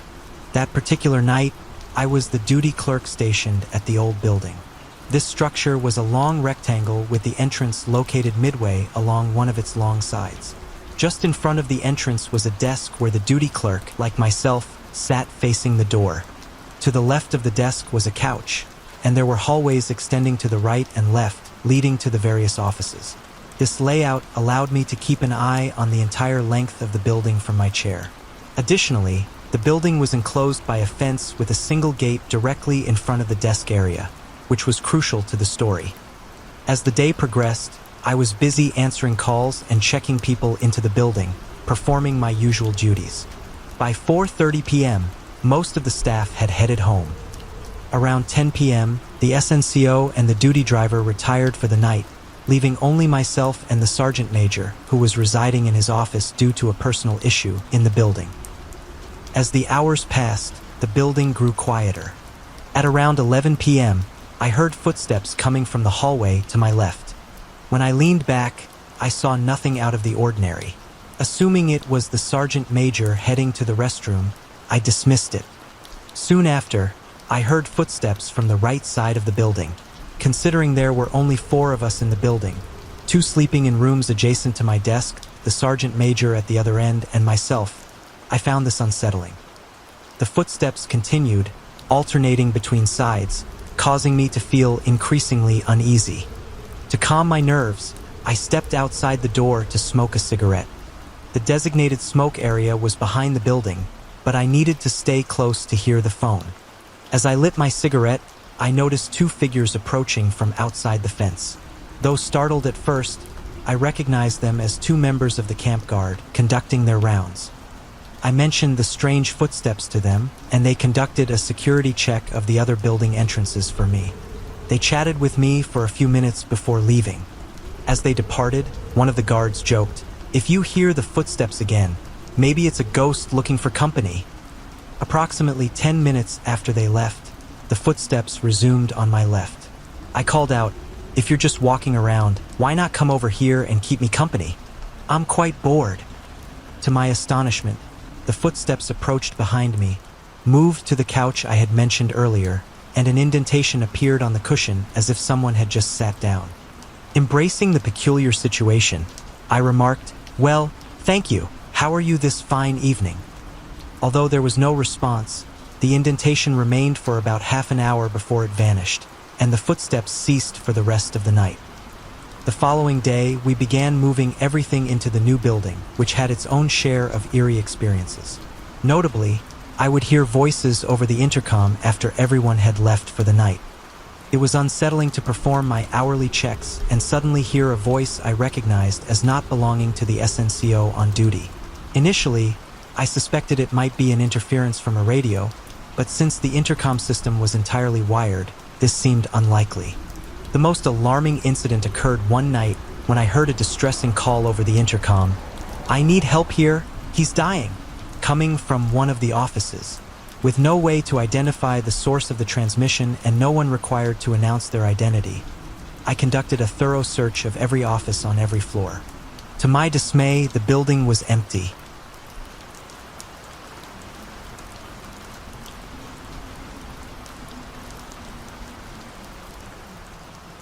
I served as a submariner, and there are few things more unsettling than patrolling the engine room from 11:30 p.m. to 5:30 a.m. alone on watch.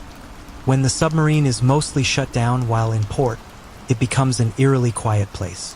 The roving watches typically turn their hourly rounds into a quick routine, especially in the lower levels. During one particular in-port period, our submarine was moored in Pearl Harbor, and several crew members began reporting a strange, uneasy feeling.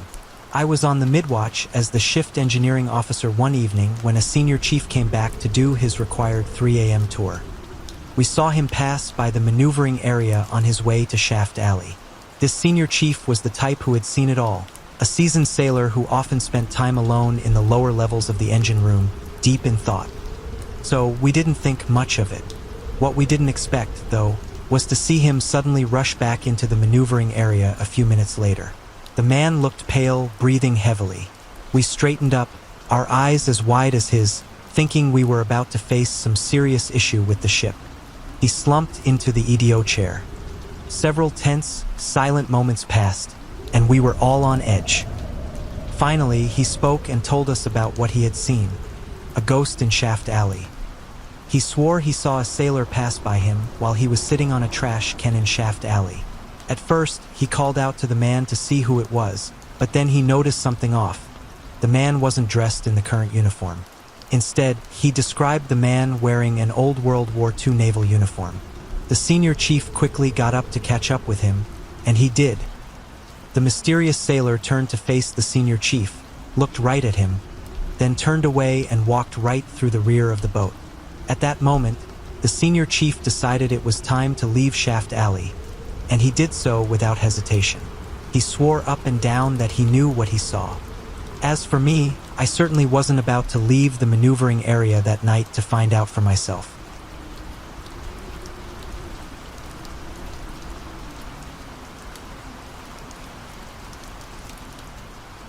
My mother's friend was deployed to North Sumatra as part of a reconnaissance team during a period of unrest. His mission involved spending extended periods in the dense jungle with his fellow soldiers. One night, the team decided to rest under a massive, ancient tree in the jungle and assigned guard duties as usual. My mother's friend was assigned the second guard shift, which meant he was responsible for watching over the camp from around 2 a.m. until dawn. That particular night, he felt an eerie sensation, as if something in the jungle was circling them and observing them, though there were no sounds to be heard. Despite the unsettling feeling, he remained vigilant throughout his watch. The next morning brought an unexpected surprise. When his teammates woke up, they discovered that their weapons were missing. My mother's friend insisted he had been fully alert during his entire shift, so nothing should have gone unnoticed. As they searched for their missing gear, one of them looked up and saw their rifles hanging from the branches of the tree. They were all bewildered and asked, how on earth did they end up there? If anyone had managed to slip past my mother's friend, they would have had to make considerable noise while taking the rifles, climbing the tree, and hanging them up. Yet, my mother's friend had heard nothing during his shift. Some initially speculated that the rifles might have been taken during the first shift, suggesting a lapse in vigilance by the soldier who had been on guard earlier. However, since my mother's friend's own rifle was also found hanging in the tree and the soldier from the first shift had been awake throughout his duty, this theory seemed implausible. In the end, they decided to attribute the incident to the mysterious forces of the jungle, retrieved their firearms from the branches, and continued with their mission.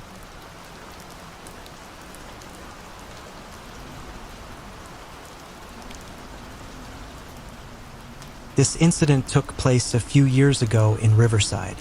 I was a 24-year-old brunette woman trying to save every penny. I was stopped at a red light when someone rear-ended my car from behind. They sped around me, ran the red light, and attempted to flee.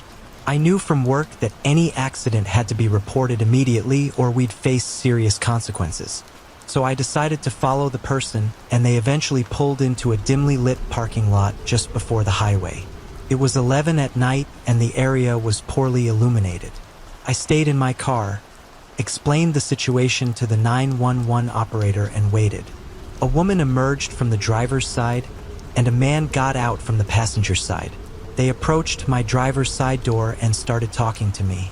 I opened my door to communicate, but the man immediately started pleading with me not to call the police. I apologized but explained that I had no choice or I could lose my job. He became irate and tried to pull me out of my car to show there wasn't any damage. Still on the phone, I attempted to close my door and the woman began crying. Suddenly, the man yanked open my driver's side door and lunged at me. He tried to grab my phone, but I resisted. Frustrated by my refusal to hang up or hand over my phone, he punched me in the face. Angry, I kicked him in the groin. He struck me again and managed to seize my phone, throwing it 30 feet across the parking lot. I watched it bounce along the pavement as they got back into their truck and sped off.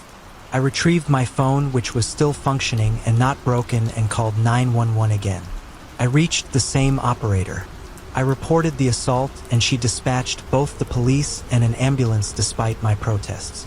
I waited alone in the parking lot for 20 minutes before the ambulance arrived, feeling frustrated that no police officer had shown up yet. My lip was slightly busted, and while the medics could understand my reluctance, they offered to stay with me until the police arrived. Another 15 minutes passed before a patrol car finally arrived, and the ambulance left. The officer who took my statement barely paid attention. When I tried to follow up on the case, I couldn't get in touch with him, and all my coworkers were outraged.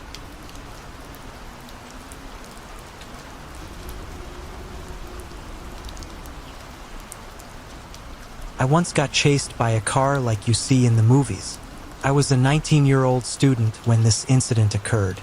To earn some extra cash, I worked part-time delivering pizza in the evenings and on weekends. I rode a scooter for the deliveries, which had a top speed of about 50 kilometers an hour or 30 miles per hour. It was a warm autumn evening and the sun was just setting, creating poor visibility in certain directions. I was familiar with the road I was on and knew it would soon narrow ahead. What I didn't anticipate was a car speeding toward me from the opposite direction with its headlights off. I couldn't see it because the sun was glaring directly into my eyes. We nearly had a head-on collision at top speed, and being on a scooter, I would have likely sustained severe injuries. I managed to swerve out of the way at the last second. In my frustration, I gave the driver the finger for not using their headlights in such conditions. I remember the car vividly. It was a bright green Honda Civic with silver rims. A few days later, I saw the same car waiting at a stop sign as I and some other vehicles passed. I was returning to the pizza place and needed to turn left onto the street they were on. I decided to have a bit of fun. I crawled past the front of their car. As I went by the driver's window, I noticed it was slightly rolled down. I glanced inside and saw a massive, intimidating guy with a buzz cut wearing the most ridiculous pair of sunglasses. Next to him sat a stunning brunette. The guy immediately started shouting and cursing at me, and I instinctively retorted, "Come at me!" I instantly regretted it because this guy was not someone I wanted to mess with. I'm fairly tall, but this dude was on another level. I sped away from the car as quickly as I could, but moments later, to my horror, I saw the green Civic in my mirror. The guy was now chasing me. I pushed my scooter to its limit, but he could easily catch up in his car. There was a roundabout ahead which I knew I could take at full speed. The car, however, couldn't navigate it as quickly. This gave me a brief lead, but it only took a few seconds for him to be right on my tail again. He was now tailgating me and I was terrified. Not satisfied with just following me, he pulled up alongside me with his passenger window rolled down. He's yelling at me to stop so we could talk. I had no intention of stopping. He was edging closer and the girl was watching me intently, our vehicles nearly touching. Then I saw my chance. There's a narrow side street to my right. I slammed the brakes and slid into the street. It wasn't my plan to lock the rear wheel, but it sure looked cool. But it wasn't over yet. The guy saw my move and braked hard too. Once again, he was right behind me. Suddenly, I spotted a tight alley on the left. I made a sharp turn into it knowing the Civic wouldn't fit. I sped back to the pizza place as fast as I could. Sometimes, I still see that bright green Civic and I make sure to hide or quickly turn into another street to avoid it.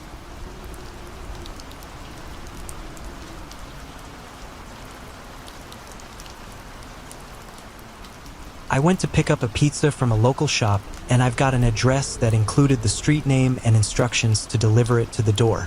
When I arrived at the designated address, I found myself at a park. It was daytime, so I figured the customer had simply made a mistake. I called the customer and a woman answered. I explained the situation and mentioned that I was at the park. She seemed confused and claimed she wasn't familiar with the area. This struck me as odd. Then I noticed two men approaching fast from across the street. I locked my doors as a precaution. Thankfully, I did that because one of them went to the back door of my car while the other approached the front door. They were both trying to open them forcefully. I quickly accelerated, nearly knocking over the man at the front. While still on the phone with the woman, I told her, "Ma'am, I have to go. Two guys just tried to get into my car." She started laughing and said that those are the ones picking up the pizza and they're just young guys. I responded, "This isn't funny, ma'am." I turned around and one of the men claimed he had called the police, accusing me of trying to run him over. I retorted, "I don't know who you are and you tried to open my door."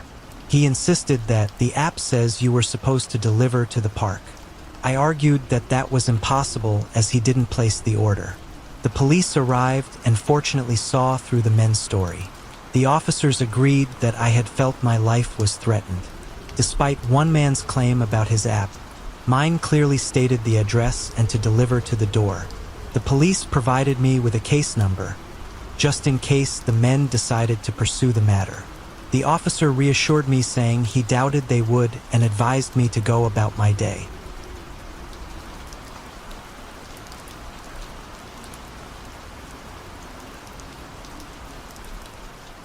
Where I lived was a broad avenue with two large clusters of homes. The houses were arranged like two giant circles that you would reach after traversing a narrow dark lane. The street was lined with a few grand old residences and a rectory. As I passed the rectory, I noticed a small battered blue Ford Fiesta approaching me. The closer it got, the slower it moved, and the driver was practically craning his neck to get a look at me. There was nothing discreet about it. The car nearly came to a complete halt as it drew level with me, and I started to feel a surge of panic. There was no one else around, just me and this peculiar guy. Determined not to let myself get flustered, I quickened my pace and refused to look at him. He drove off as far as I know. I continued walking home, which was only a 5-minute straight path from there. I was constantly listening for the sound of a car engine and watching for any headlights creeping up behind me. I heard and saw nothing, so I breathed a sigh of relief as I finally saw my house. I walked in, locked the door, and found my mom standing in the living room chatting on the phone. I tried to interrupt her conversation to tell her about the strange guy in the blue car. For some reason, that's when she went to the front window and peeked through the curtain. She took the phone from her ear and asked me if it was that car outside. This all happened within a minute of me walking through the door. I thought to myself that it couldn't be him. I would have heard the car if he had followed me.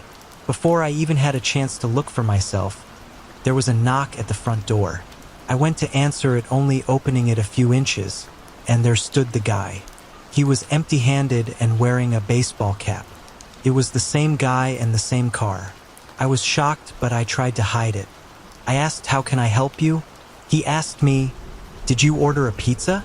I replied, "No, I think you have the wrong house." Taking a step towards me, he repeated his question in a firm tone. I said, "No, did you order a pizza?" Before I could reply, my mom came up behind me and opened the door fully. She asked the person if there was a problem. This caused him to back up, mumbling. I think I heard him say that he must have gotten the wrong address. He then slowly walked to his car and drove off. Needless to say, we were both quite spooked and made sure everything was securely locked up.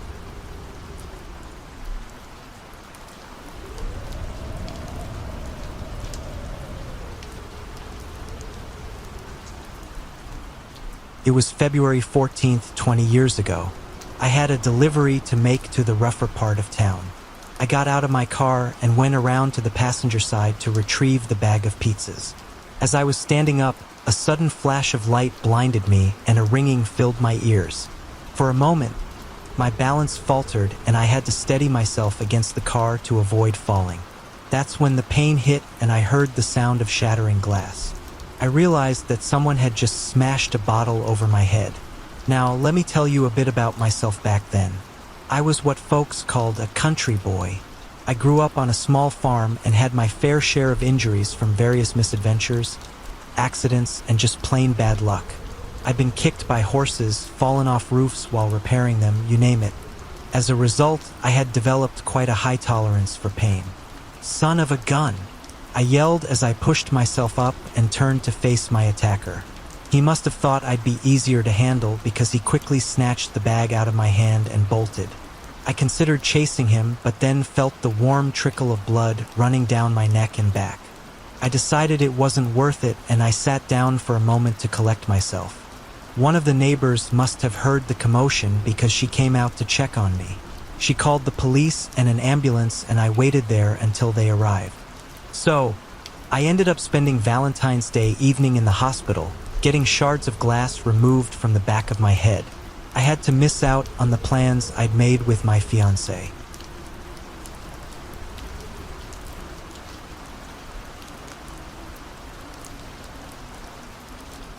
About a year ago, I was driving late at night, just before midnight, when I picked up a passenger in a somewhat run-down part of town. The man got into the back seat without responding to my greeting. He was wearing a strange black coat that had pink fuzz lining the shoulders and arms. The first thing I noticed was an overwhelming stench that smelled like something foul. The odor was so strong that I started to cough, trying to catch my breath. The man began to quietly chuckle, and I could see a grin forming on his face, illuminated by the dim lights inside the car. He had a large nose and very distinctive, almost exaggerated features. Trying to stay calm, I asked, "Hey, what's that smell? It's really strong." He looked up at the rearview mirror, and I could see his bloodshot eyes staring back at me with a disturbing smile. He softly said, "Just open a window and keep driving." He then started rummaging through his backpack, eventually pulling out a phone and turning on the flashlight. He pointed the light at his chest, opened his coat, and revealed some kind of writing and symbols smeared in mud across his chest. He was holding his phone in one hand while picking at the mud with the other. Then, out of nowhere, he yelled, "You ever been to a wild party? If not, keep quiet." Just as we pulled up to a red light, he burst into a fit of laughter and suddenly bolted out of the car, disappearing into the nearby woods. I was left in utter disbelief, trying to make sense of what had just happened. I stepped out of the car and looked into the back seat, where I found his backpack and dried mud that he had picked off his chest. Out of curiosity, I opened the backpack, only to find it full of mud-covered clothes. Shaken by the whole ordeal, I went straight home.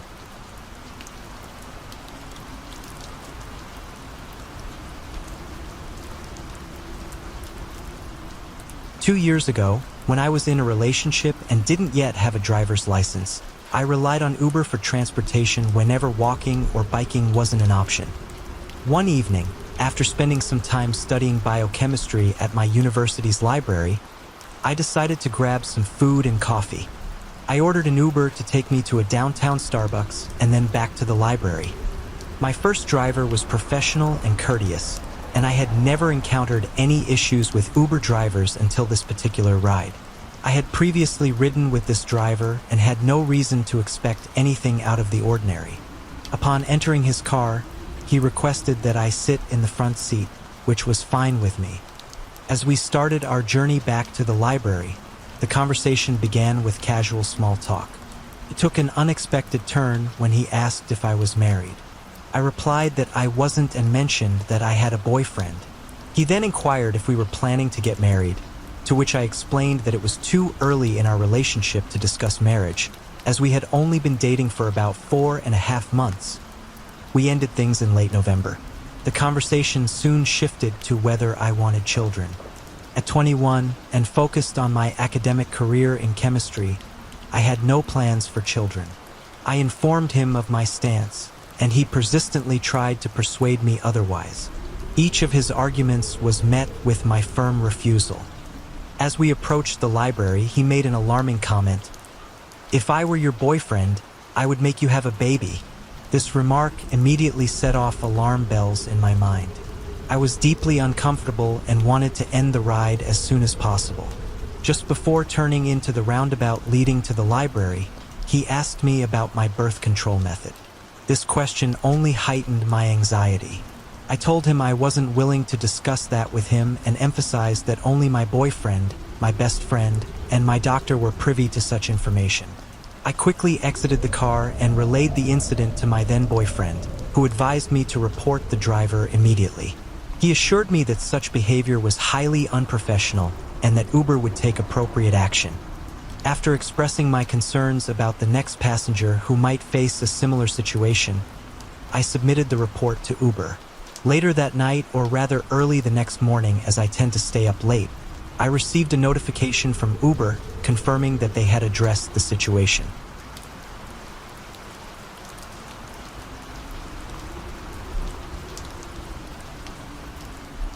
A few years back, I had some time off between jobs and thought I'd give driving for a rideshare service a try. My most unforgettable experience happened around 3 a.m. one night. I picked up two couples from the busy bar scene downtown after a big country concert. The guys were really friendly. In fact, the one sitting in the front seat even shared the same first name as me, so we struck up a nice conversation. I learned that the guys had just met the girls at the bar, and they were all heading back to the girls' hotel. About halfway through the ride, one of the girls announced that she wanted to stop at a fast food place. Even though the ride was actually booked by one of the guys, she insisted that I take her to the drive-thru. The other girl wasn't interested in food and made it clear that she just wanted to head back to the hotel. Their disagreement escalated quickly, and I did my best to focus on my conversation with the guy in the front seat. But suddenly, the guy in the back seat told me to pull over. When I glanced back, I saw that the two girls had started fighting in the back seat. I pulled over and we managed to get them out of the car. Unfortunately, they weren't done fighting and ended up brawling in the middle of the street. I called the police, and by the time they arrived, we had finally separated the girls, though not before one tried to slam the other's head against the pavement. When the officer arrived, I explained that the girl who wanted the fast food was the aggressor. As the officer tried to arrest her, she began to resist, so I stepped in to help restrain her. We eventually got her into the back of the police car, but she started kicking at the windows, so the officer had to take her out again and secure her more tightly. Finally, two more officers arrived, and I was relieved from assisting. As they were handling the situation, the girl kept yelling about being a lawyer and complained that she hadn't been read her rights.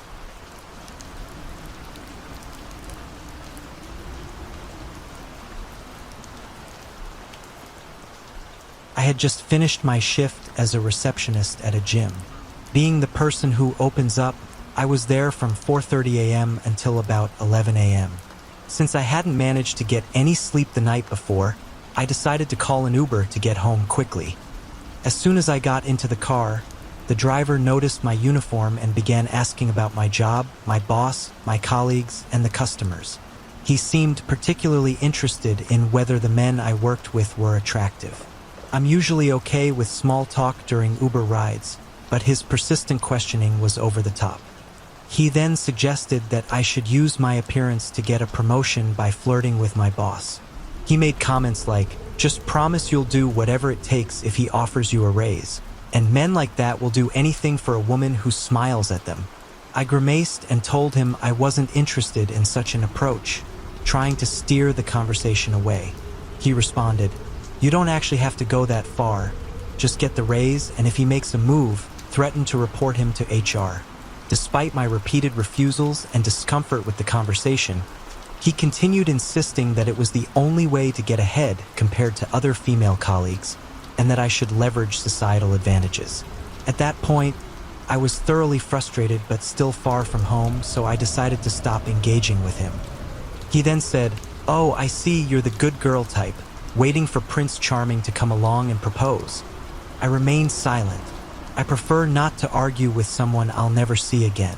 The driver then launched into a rant about how all marriages are a fraud, claiming it's impossible for anyone to be monogamous because it's against human nature. He suggested that I'd be wasting my time being celibate and should instead focus on having as many relationships as possible, as that's what I'm biologically made for. When we finally arrived at my address, he turned around and asked if I had an Instagram and if he could follow me, also requesting that I rate him 5 stars.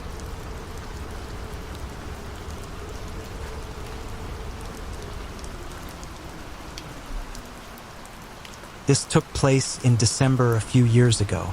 I had just started a new job at the mall and was scheduled to work through most of Boxing Day. By the time my shift ended at 10 p.m., I discovered that the last transit service had stopped running at 7 p.m. As a student who hadn't gone home for the holidays due to this job, I was unfamiliar with the holiday transit schedule, so I decided to call an Uber. The driver picked me up right outside the mall, and we engaged in a friendly conversation during the drive.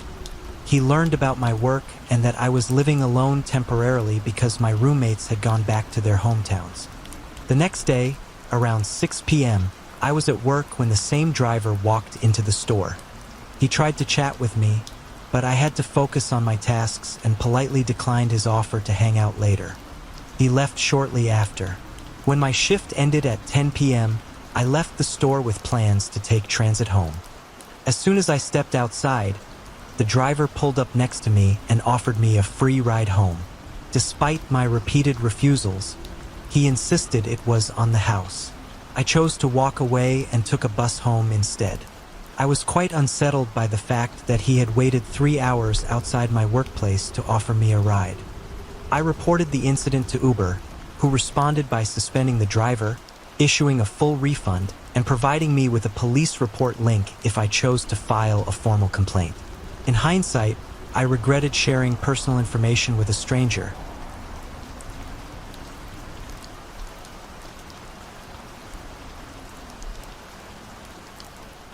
During my freshman year of college, in the first semester, I had a chemistry exam approaching. On my way to a study session, I struck up a conversation with a girl walking nearby and discovered she was in the same class. She mentioned that she was heading to study with a particularly bright student and invited me to join. We spent a few hours in the library, and when the student left, she said she was hungry and asked if I wanted to grab a late-night bite. I was thrilled. This charming girl I had just met invited me to study and then to eat. Of course, I agreed. We went to the Cadoba near campus, where we continued studying over our meal. By midnight, we decided it was time to head back. Despite being relatively close to our dorms, she suggested we call an Uber. I ordered one, and while we waited outside, we continued chatting. Soon, a car pulled up, and the driver called out, "Hey, I'm your Uber, get in." As I approached, something felt off.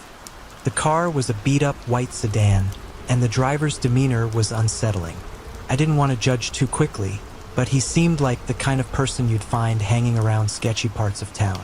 I paused, telling the girl to wait, and checked my Uber app. The car and driver did not match the description provided. I told the driver, "No, you're not my Uber." He grew increasingly insistent, but when he saw another set of headlights approaching, he laughed maniacally and sped off. We were shaken, but the car that had arrived was indeed the correct Uber. The driver's description matched, and we safely made it back to our dorms.